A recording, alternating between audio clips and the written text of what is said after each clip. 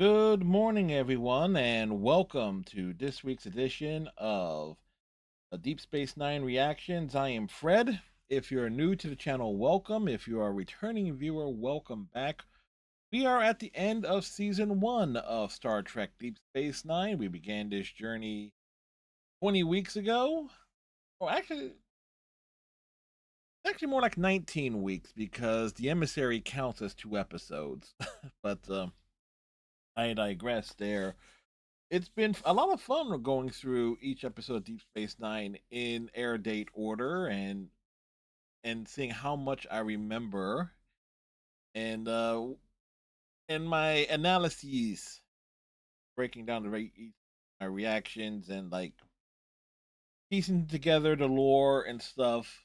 Because again, it's been several years since I last rewatched the show from start to finish, and at that time I binged watched everything as we all did.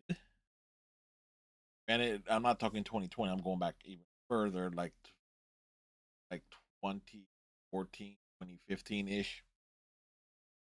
Anyway, anyway, for those who are new here to the channel and discovering this, here's the exact format. Unlike other YouTube reactors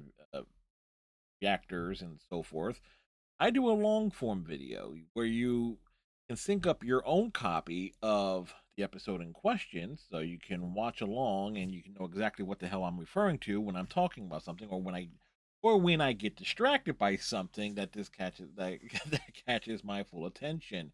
So you don't see any of the visuals of the episode in question. We blur that out, or we throw also a little bit of text on top of it just to keep the people at Paramount happy. On top of that, you don't hear any audio from the episode in question because Paramount again and whoever owns the music licensing rights to Star Trek are a very litigious bunch. Litigious, legally minded, as to put it mildly. And I'm saying this as someone who went out of their way to mute and turn out segments from Twitch streams that are archived here on this channel dating back to the December of 2019 just to get every single freaking copyright claim removed. So, so needless to say, I'm not all about keeping them happy. I'm all about just making sure that whatever I do here stays here, and for people to discover at some point in time in the future. Well, hello, those people. Anyway, what do I remember about this week's episode, In the Hands of the Prophet? It's the episode that introduces a Vedic Win, not yet Kai, played by Louise Fletcher. Now, Louise Fletcher was in what? In a movie I've never seen. What? One Flew Over the Cuckoo's Neck. I know she plays Nurse Ratchet, and needless to say, if there is one character in all of Deep Space Nine that I wholeheartedly despise, it is the character of Medix, soon to be Kai Wynn. There is no character who is more infuriating than Kai Wynn. And this is true to form.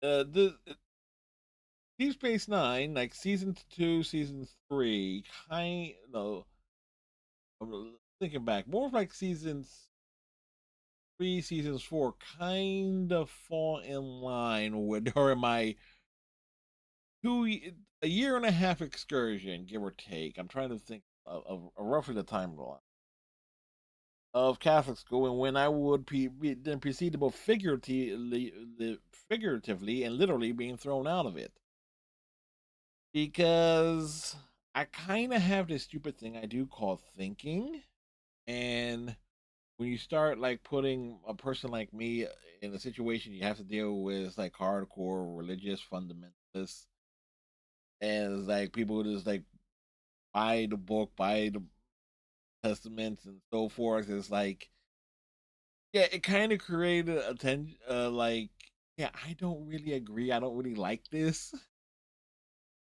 So Tywin as a character is someone you will hear me, and I'm just telling. This is coming from a fair warning here. I'm just going to enjoy ripping the character apart anytime they are on screen, especially in this episode where the character is introduced. Because we know the character comes back in like early season 2 during the whole the Circle trilogy. We know we know the character returns. We know that Tywin is there at the very end and is one of the last people Cisco interacts with on the show. Think about this because yeah, we're jumping ahead there before we even get to the actual episode. The last characters that Cisco interacts with in reverse order are Cassidy Yates, Gul Dukat, and Kai Wynn. All right, Kai Wynn is one of the last people Cisco interacts with on screen at the very end of the series.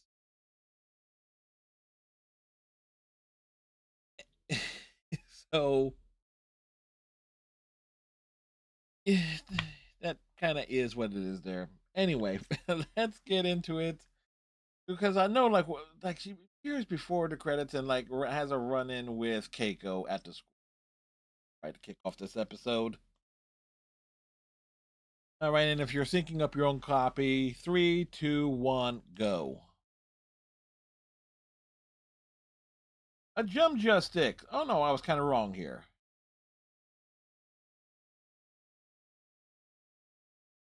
Yeah, it looks it's like it's not quite a meat popsicle, but it's like a sappy like a caramel apple, I think. And they reference that Neela is replacing a previous assistant to O'Brien because the character that was supposed to be Neela, the actor was not available or did not want to do the makeup process again of the Bajoran prosthetic for the nose. Like Keiko just sticking it to Miles is also pretty clever here. It's like a little faint of jealousy. Brain thinking the worst of stuff, and boy, he just stuck that whole thing into his mouth. Like he, so I do kind of wonder, were the jump just sticks edible?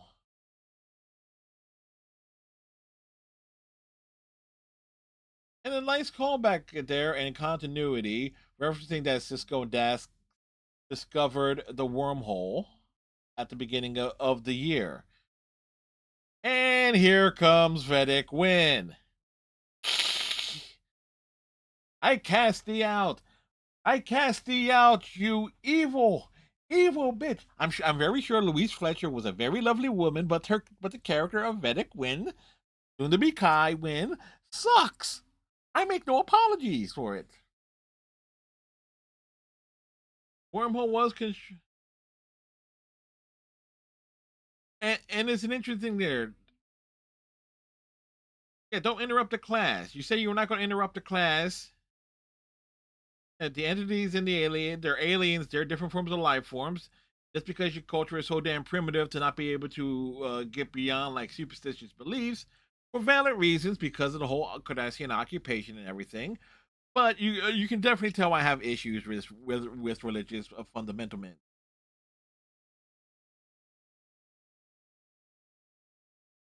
No, it's not no manner of speaking. Yeah, if you want to have a discussion about class, you discuss it after the class. It's like, no, yeah, Keiko respects the people, the Bajorans' beliefs, and of course she's not going to teach that. It's a universal class. Yeah, Keiko teaches proper education. Religious fundamentalism is left for our to are for the minds of like the religious people, for the churches and whatnot. You gotta keep those things separate. And the fact that the opening thing Max sounds with, oh yeah, you can't permit Keiko to continue. Like, oh boy, Boy, am I going to be going on some rants with this. I just know I'm going to be going on rants whenever Fedek, soon to be Kai Wynn, is involved. And I have to say it like that because the role of Kai Opaka, it doesn't, the role of Kai is vacant at the moment. It doesn't get filled for quite some time, too. But I will also, let's also remind folks why the whole point of the role of Kai Opaka was supposed to be the mentor to Cisco. But it's up with the DVD.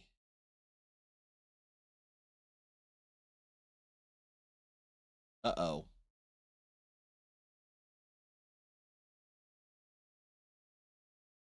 All right. That was disturbing. No cuts here.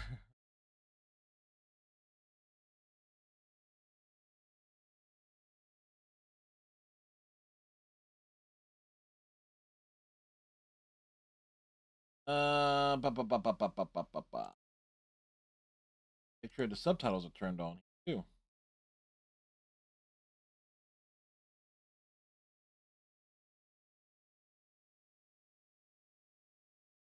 All right, we kind of had to skip the intro there. The internal shot of the guts, where Neela, the character introduced for this episode, was doing things on her own. She got a jump start on the repair. And this is in Odo's office, I believe. Oh, Vedic Burrell is also introduced in this episode. But you know what the funny thing about Vedic Burrell? He actually has an action figure. It was part of the Wave 2 line of DS9 figures that came out in like 94, 95. Yeah. And someone stole O'Brien's tool. And that's actually one of the few internal shots of the kit that we actually end up really seeing. And you see where every prop in there has its place. And I swear that's a TOS phase repainted phaser. Yeah, Cisco was not surprised that there'll be the religious fundamentalist soon causing trouble on the station.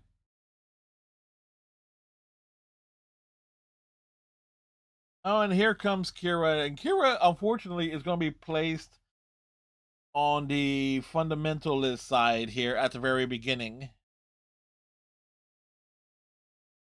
He's from the Orthodox order. Of course, I'm referring to Kai Wynn there. Yeah, not she doesn't have enough at this point in time, but eventually she will.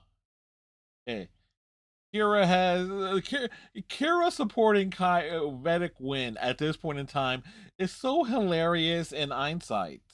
Uh,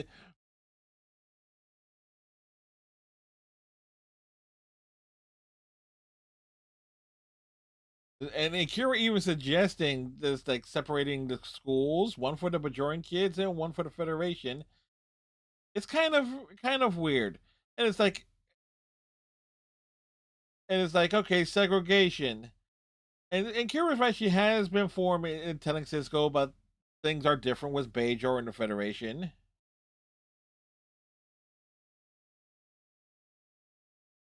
He's not. Keiko isn't teaching philosophy. He is teaching pure science.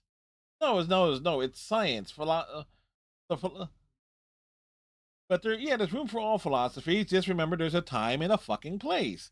And if you want your spiritual beliefs and spiritual teachings, they don't belong in a classroom where there's math, reading, writing, language, and science and historical context is being taught. Because one has to strip away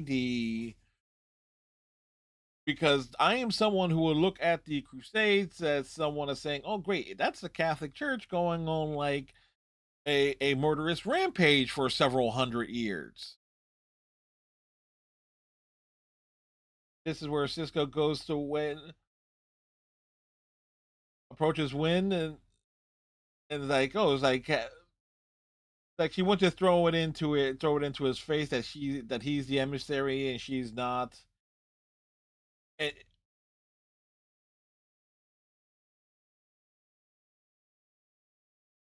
and Cisco tries to be reasonable here, and Kaiwind is this throwing like the role of emissary, and as soon as she knows that like it makes Cisco uncomfortable, it's like she just needles him with it and needles him with it, and you see it happening here in their first interactions.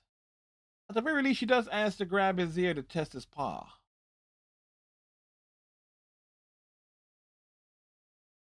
He is the disbeliever. He. You want to know why disbeliever was once sent to see why it was chosen by the prophets? Beyond the fact that Cisco was half god, essentially, it's because the prophets needed somebody who isn't blind. Yeah, Kyle Parker told Reddit Wing to basically go the equivalent of go fuck yourself. Because look, it, it's totally clear by Wynn's dialogue that she and Opaka kind of clashed. Opaka had had wide eyes and and it was like an open world view. Wynn is basically making threats here. I mean, this scene is like, okay, if the school doesn't stop doing the teaching what it's teaching, she won't be held responsible for what's going to for the consequences. Yet, yet, she's such a shit stirrer. She's such like the equivalent of a fucking Tucker Carlson or anybody on Fox News that is like, oh yeah, it's like they're going to be in shock when there's violence or anything or something happens when they're the ones who blatantly encourage it. I mean, oh boy, it's like yeah, I'm trying to hold in context here, but god damn it, it's and again, I'm not a religious dude. I have no problem saying blasphemous things. Okay,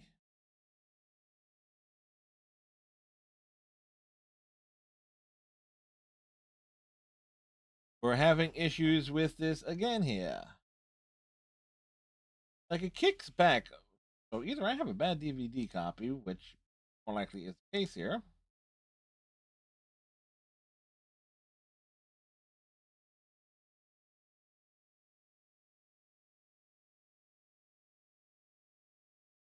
Huh.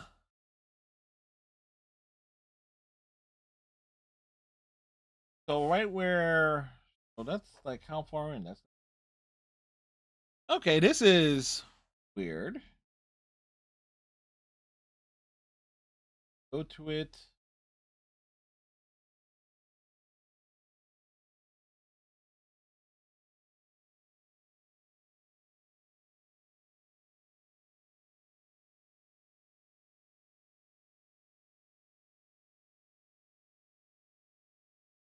Okay, so we are having an issue here where this is just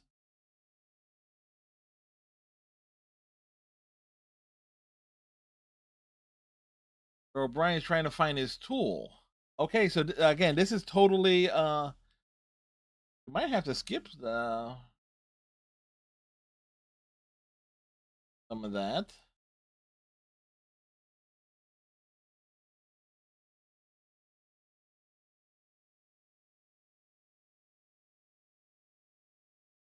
Chapter log, we know it's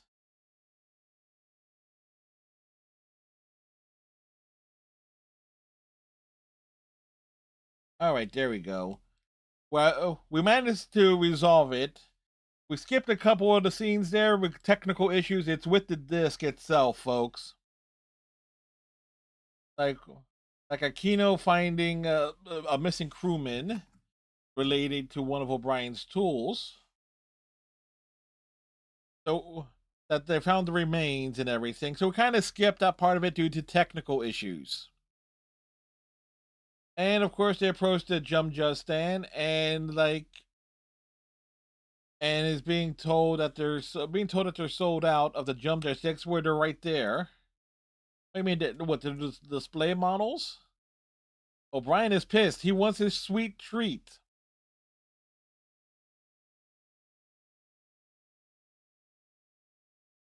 Yeah, why wouldn't you want to sell to them? Again, so we're having like a lot of decoding issues with this disc. Yes, seek the profits. You should seek the profits yourself. Okay, wow, we are just having a hell of a lot of issues here. Okay, so we might have to approach this from a different point of view, and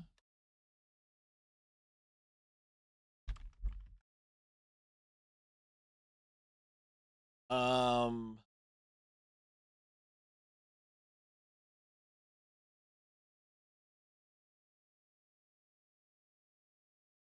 so question is, would I be able to capture it from?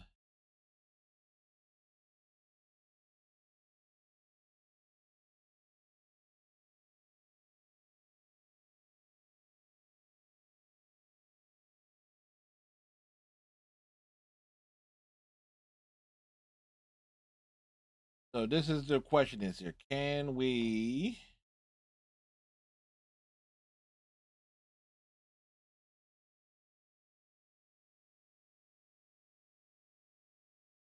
can't capture it from that.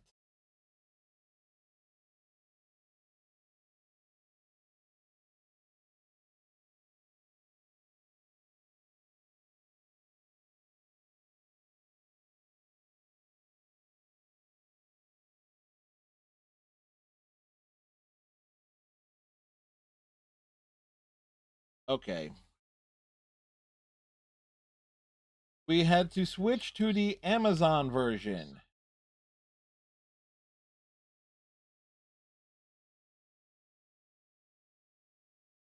All right. So we're jumping back into about 13 minutes in. Wait.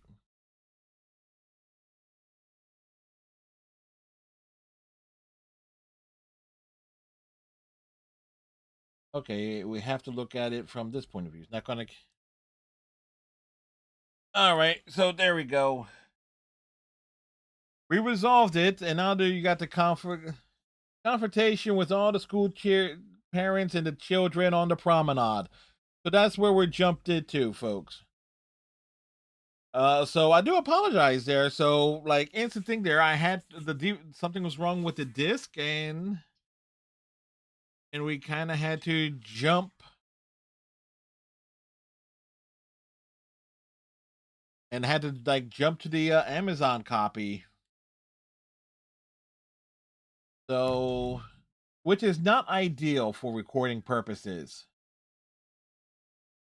Is there a place in Keiko's cool for the profits? The answer it is emphatically no. Gotta stand by her convictions. Yeah, Vedic Win is just putting on like a full display to like make herself look like the good person when she is in fact a piece of shit that you would just want to see toss out the airlock, which is again is a credit to Louise Fletcher's performance.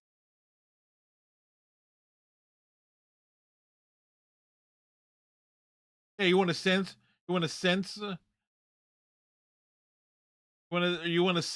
what Keiko is teaching. No, because if you censor her on one thing, that means you're going to try and censor Keiko on other issues later on down the line. Again, to put it mildly, she says she's trying to be reasonable, but no, you just straight up said that's like yeah, if you're going to censor her, deny what she can teach on one thing, then what's to stop you from denying what can be taught in other things? We see this exact same stuff down in the backwater state that is Florida with Ron DeSantis and all the Republicans and stuff down there. And believe me, I have no trouble ripping into them because it's stuff like this. It's like we realize in the modern day, it's like, oh shit, it's like This is the type of stuff that does not uh, that does not it doesn't what's the word I'm looking for? It doesn't hold water. You want people that want to remain in control, and let's face it, religion was essentially created as a form of control to keep a bunch of people to keep a lot of people in line.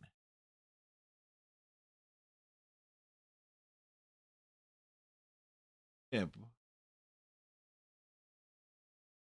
For like bothering O'Brien at 4 in the morning when just a few episodes ago there was going to be a briefing on like the probe thing that came to the wormhole in the Forsaken, involving like there was going to be a briefing on it at 4 in the damn morning. And it's very rare Jake comes up to ops.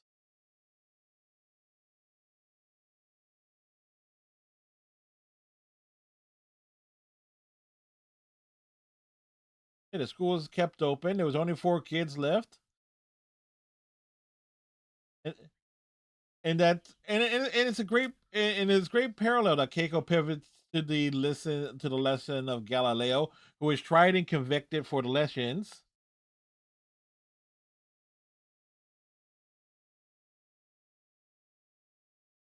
And I'll give credit here to the writing that where Cisco's telling his son it's not wrong that the fundamental beliefs are, and it's pointing and he's pointing out, and I have acknowledged this. The one thing that the Bajoran that kept the Bajorans going during the occupation was their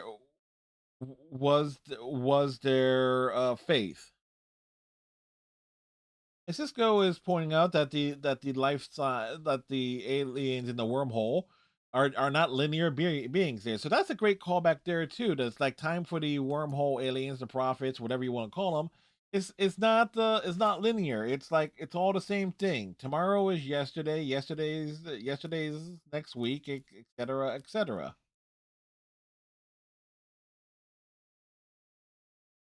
And but it is this is a great scene. It's a wonderful father and son scene, especially when you know that Avery Brooks kind of like look at Sarah Lofton as as one of his own children.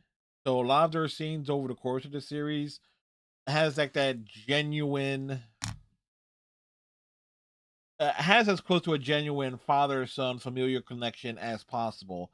And it expands upon when Brock Peters is introduced as Joseph Cisco in the middle of season 4.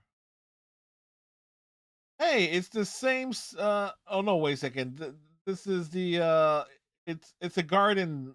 It's an exterior garden in Los Angeles, and and it's.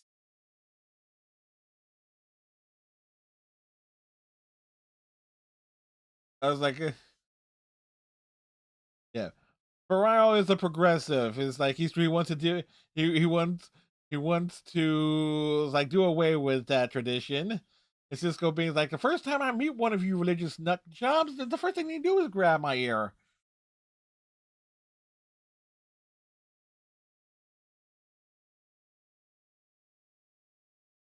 Yes, like it's a hell of a thing. Get rid of archaic rituals. That's what we really need to strive towards. And again, this is not a constructed set. It is an actual location because they use this location. They actually use this location where Cisco meets Burial a few times. They use it in the Circle trilogy when Kira is like moved off the station. They use it. Oh, what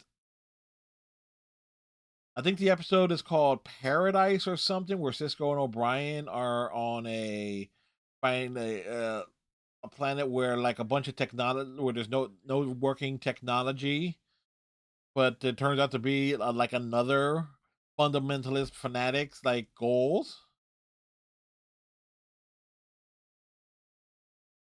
Not much of an ADR issue here.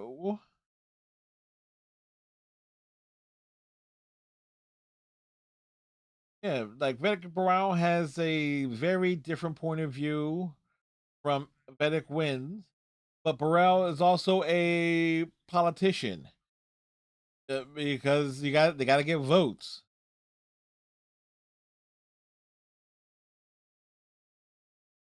But but at least at least he does straight out say it. It's like, hey, the Vedic Assembly are filled with people that think the Federation is godless. Well, guess what? They are. Even though there are a lot of like the Federation has like a bunch of planets with a bunch of people that come from different backgrounds and everything, but in general, when in like in services of Starfleet, the military is like, okay, that none of that matters. Yeah, yeah. The prophets teach patience and politics. Is but the wonderful thing about Baral, since he's introduced here, you do kind of get an idea of like he is a decent dude, that he is kind of like would fill the role of Kyle Popka perfectly, but knowing that that Win will become the next Kai, and to serve as more of an to be more of an antagonist is that is what it is.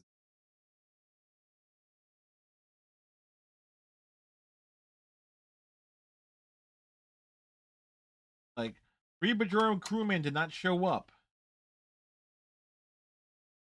Is it contagious that they didn't show up, and that and Cisco throwing it in Kira's face?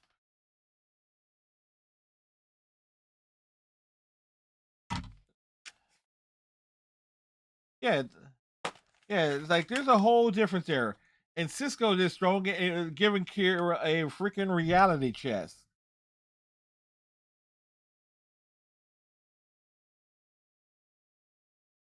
Yeah, Kira, you're the first officer. You're supposed to be in that position, and Cisco telling him, better to get well quick, or they'll be replaced with someone else. Do you think? You don't think the Federation would love to have more Federation personnel on the station, more Starfleet personnel on the station? Hell, they could say replace the Bajorians with a bunch of Vulcans and everything. Granted, that will be almost like a prime directive issue since it's supposed to be a joint DS9. The running of Deep Space Nine is a supposed to be a joint venture,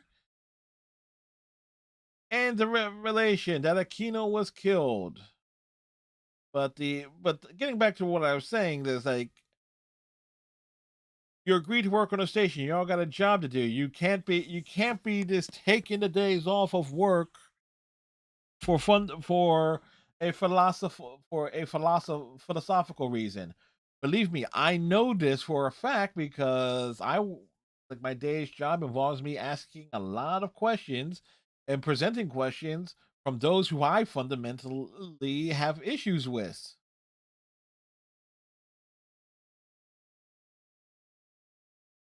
And Odo is an investigator. Oh, and Odo is an investigator, and the fact that he is just undercutting Kira in this scene, it hurts Kira that Odo is like doing his job, and he will discover that that okay, that the person who was murdered was indeed murdered. There are no issues there, and Neela is here. That she is. She definitely leans back to show off that chest of hers. I have to comment on how form fitting her uniform is, or at least in general with Star Trek, they always tend for like those in uniform to always make them as snug as possible. I think the only people that don't really have snug clothing are like uh Fennec and soon to be Kai Wynn never has a snug fitting outfit. Female changeling doesn't, and neither does Kyle Paka. Because just about everyone else is like every other female character, actually in general in Star Trek, are normally a slender-ish body type when you really think about it. Hell, come to think about it, it's like Kyle Parker is like the only heavy set at this point in the series. Kyle Parker is like the only real heavy set woman Star Trek. I can't think of one in like TNG, the original series, or Voyager or Enterprise. And I don't know any of the stuff from the Discovery stuff area because that's behind a paywall, and I'm not I, I'm not going to pay Paramount to watch something considering how they piss me off half the time. But O'Brien knows something is up. Down you to it's a wonderful callback to the beginning of the scene where Keiko's expecting that Neela is flirting with O'Brien a bit and telling him to stay on his toes. Yeah, there's a Majoran convention, Quark.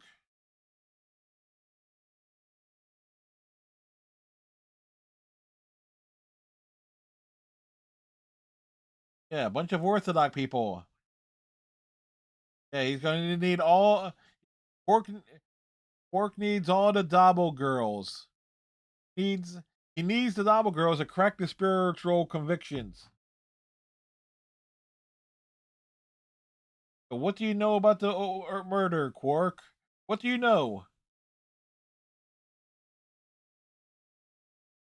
Most of Quark's.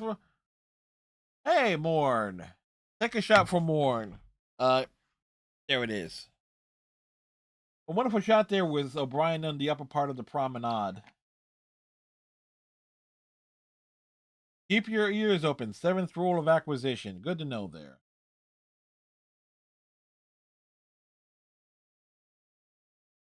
And it does show where those stairs are in relation to the table. And this points out to what I said last week, where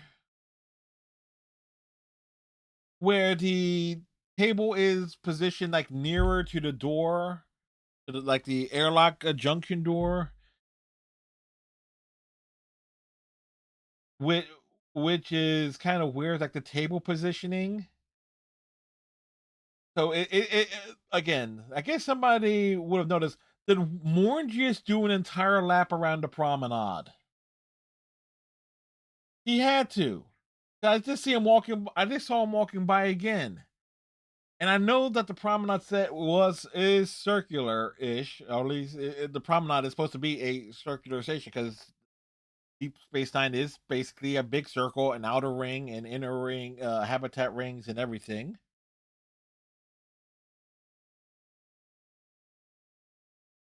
So that's kind of nuts. Will Morn come around a third time? And there was an explosion. Remember what I said earlier, earlier in the season? They really enjoy wrecking the sets on Deep Space Nine as opposed to like other series. Like, and you think Keiko is in the school, but thankfully she is not in the school. And there's Morn once again. And at least they got like modern day fire extinguishers. Oh, not like modern day 21st century fire extinguishers, but it has like a hose attached to it. So, but boy, they really wrecked the joint.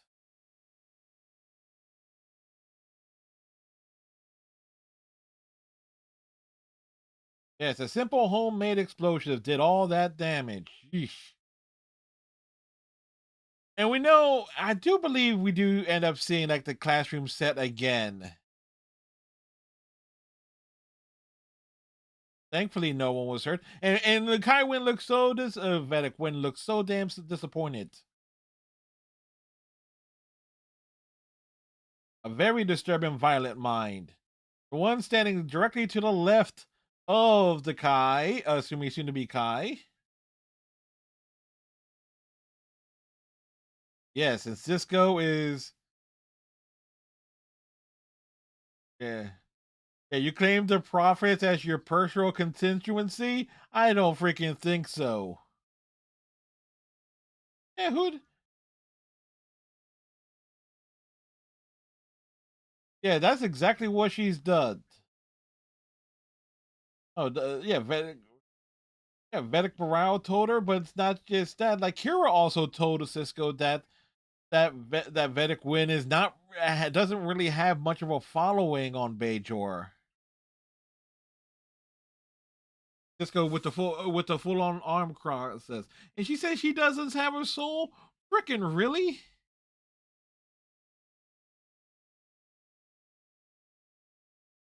Yeah, because the only people that she's appealing to are just the real fundamentalist nut jobs. Like the first mistake that Vedic Win has made, like the Bajorans that live there, like know what the Federation and has worked with the Starfleet personnel. That who were there at the very beginning, who moved the station, who was like there the first Bajoran colony that's out in the Gamma Quadrant, which will be wiped out by the Dominion, but we'll get to that. Like they're not the devil. And the fact that Cisco's looking at Kira in that, and it's like saying, "Oh, we have some damn good fights," but he's like, but the thing is, you come to a realization of what works best for everybody, and that's what you do. It's just Cisco saying this laying in there that sooner or later the rhetoric is going to get old, and and when it does, you're going to be scrambling to like appeal to the vast majority. Again and again, it, we I know Kai Vedic when becomes Kai and everything, and you see her and Neela like exchanging glances and everything. So it's like, yeah, that basically like even knowing in hindsight, when is involved with every damn thing is behind it. She wanted to appeal to a certain mindset among the Bajorans, and is hey, the Bajorans officers return to work. Keiko is shaken up, but she gonna like which cargo bay is small enough that would be justified to be used for a classroom. And like Neela in the background, like looking at O'Brien, and you can actually tell that she's listening it in and realizing, oh boy, they're getting closer to discovering the truth.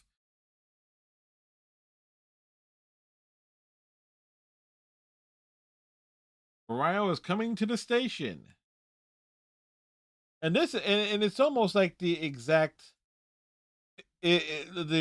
plot is to get Belial out of the monastery and out into public. I mean, technically, Cisco did.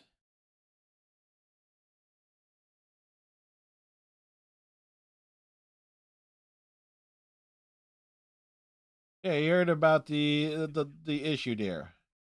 That Barrow there to help clean things up. Like Barrow probably realized the realized like the issues that occurred and got on the first transport he could to the station. And then there's this bitch wearing the damn Sydney Opera House on her head.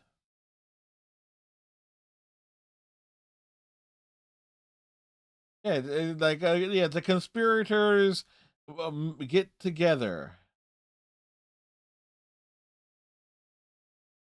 Yeah, Neela has no way out, and she must sacrifice. Yeah, accepted as the will of the prophets. Oh wait, no, but this was the plan. Oh yes, you will be caught. You will be thrown out the airlock, Neela. Yeah, the yeah, like when just manipulating her. It's like, yes, in the will of the prophets, in the name of the Lord. Yeah, fuck these people.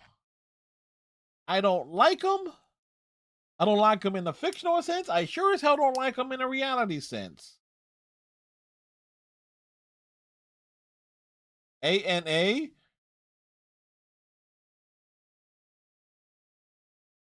It's like O'Brien. O'Brien never saw it, and he does a double check of everything.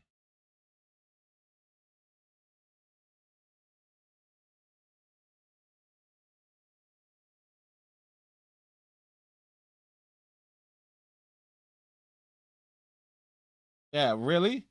Yeah, run an adaptive algorithm. Only 7 sequences? That seems like it will be a lot there. Because 7 sequences of one, two, three. Oh no, okay, no, 7 numbers. But there's only like 7 numbers, and most number sequences go from 0 to 9, or 1 to 0, depending on like where you place the zero on your thing. Like, look on a keyboard, it goes at the top of your keyboard is 1, 2, 3, 4, 5, 6, 7, 8, 9, 0 from left to right.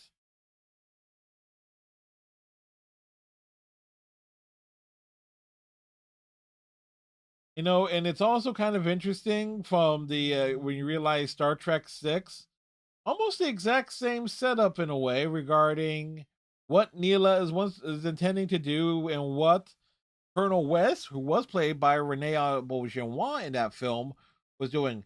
Go to a position on the with a case, and where you would be assembling. Well, no, she does not assemble the weapon there. She actually takes it. If memory serves me right, she takes it out of the case. The force fields, and that's actually the same shot from before, from the I think the episode where the Tosk episode, where force fields were being disabled. Like,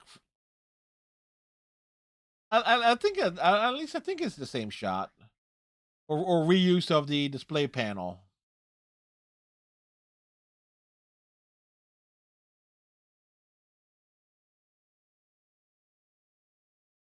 Yes, head on down there, Chief. Get down there, why don't you? I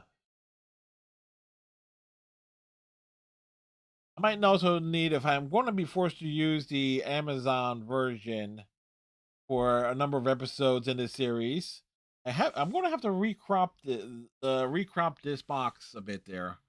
Maybe return it to the circular oval from when I did the Daria reaction.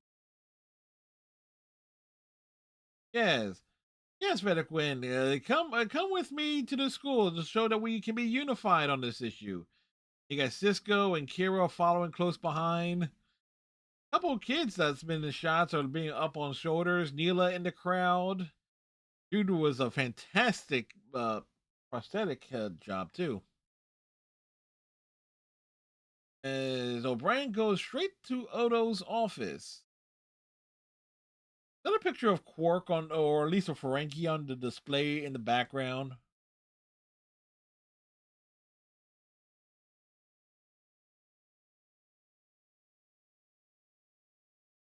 Isolinear code processor? What is it? Well, it's a processor that does codes. It's isolinear.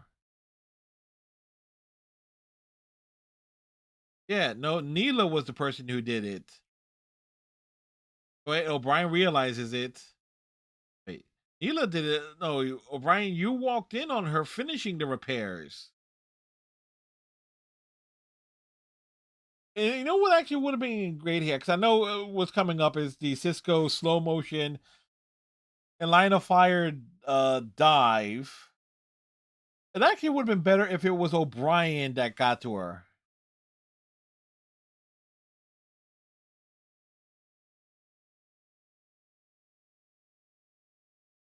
Do they appear to be functional? No, they're not.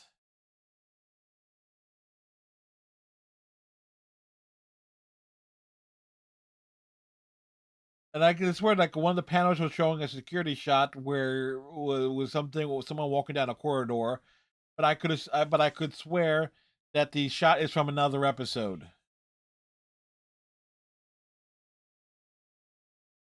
What do you mean he's not sure? He's not sure.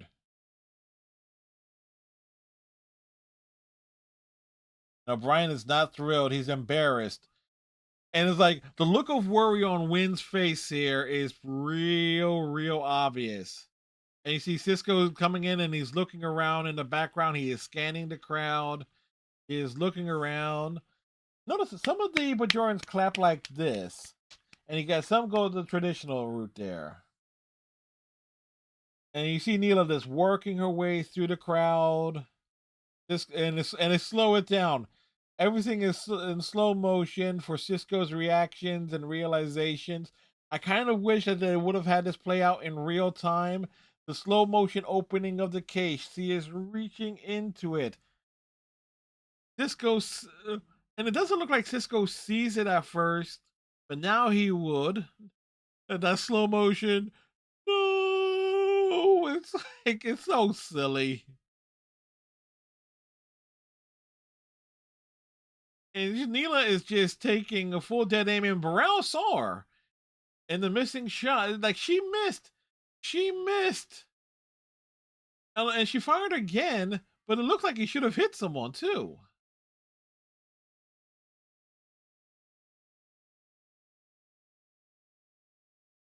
The prophet spoke, yeah. Yeah, the prophet spoke, and the realization. And Kira is freaking fuming. She is fuming here. Look at she makes a beeline straight to Win, grabs her, and forces her to look around.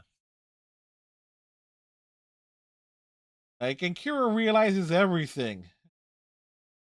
Like, yeah.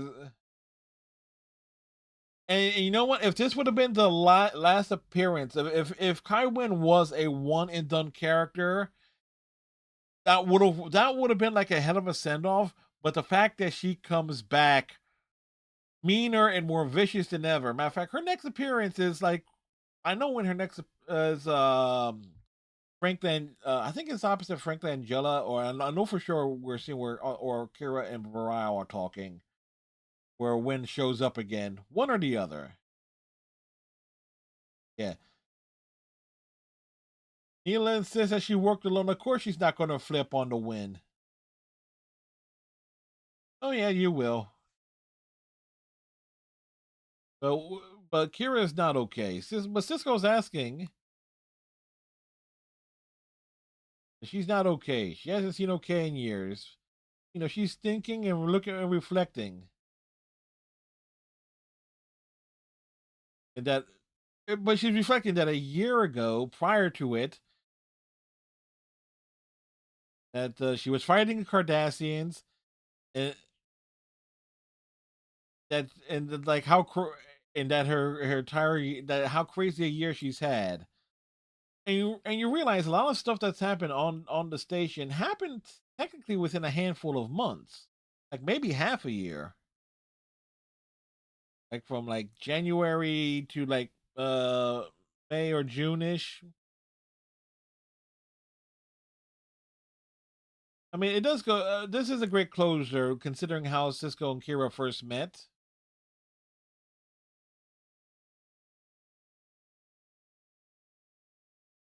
And then Kira admitting that Cisco was right, and that it's like Cisco was right, and like she doesn't think that he's a devil, and like they have certainly made a lot of progress. I mean, you look how confrontational Kira was to Cisco in the emissary, and where they are at the end of the season. Says like, hey, they made some progress after all during their time there. It's a solid conclusion to the first season. Is it a big cliffhanger? Thankfully, no. And when you really think about it, how many cliffhangers, season ending cliffhangers, does Deep Space Nine have? Uh Not at the end of season one, obviously, not at the end of season two, not at the end of season three. You have to go all the way to the end of season four when the Jemadar offensive begins. Or when did the Dominion formally invade? Or is that towards the end of season five? One or the other. It's one or the other there. And then you got like a kind of a something at the end of. Yeah, I think that's at the end of season five, going into season six. But even then, they don't use part ones, part twos at the end at the end of seasons. They do like the multi-parters. Like past tense is listed as a two-parter outright. The search is listed as a two-parter outright. But especially once DS9 gets much more serialized. Of course, if you actually pay attention to a lot of stuff I said in these videos over the course of the past 19 weeks, we there is a there is a lot of serialization. There is a lot of callbacks. There is a lot of build up, one thing to another. Now, it is unfortunate that the technical issues that I've had with the DVD, where it just stopped reading and kept kicking back to the main menu. It happens. We actually saw me in real time. I had to go to like I and full disclaimer there, I actually did purchase the Amazon version of the episode so we can complete this video. So as I say, no cuts, no edits, no anything, folks. It's like y'all get the full Monty, as they say. Anyway, we are gonna go right into season 2 next week with the I think it's Homecoming. I think it's called the Homecoming, the Circle, and the Siege. I believe are the first 3 episodes of season 2. I know Homecoming is first. Um, so that's gonna be fun to watch because I do there's something about that episode I do want to point out as it relates to O'Brien. It's like and always wanting to get away from his wife, willing to take on any mission. It's like as a running gag there. Way. Coming up, of course, if y'all want to hang out, always come over. I'm streaming live over on my Twitch channel 7 nights a week. Tonight, uh, here on October 3rd, we are going to be starting another playthrough of Until Dawn, which it's a very short game, and we're going to get like 2 nights out of it tonight, and that'll be also on Sunday where we will finish it. Saturday night, Monday, Tuesday, and Thursday, we got Claire Obscure Expedition 33. And Wednesday, over on Twitch, we have the more of the Division 2 as my co-op adventures with Iceman continue. There we go.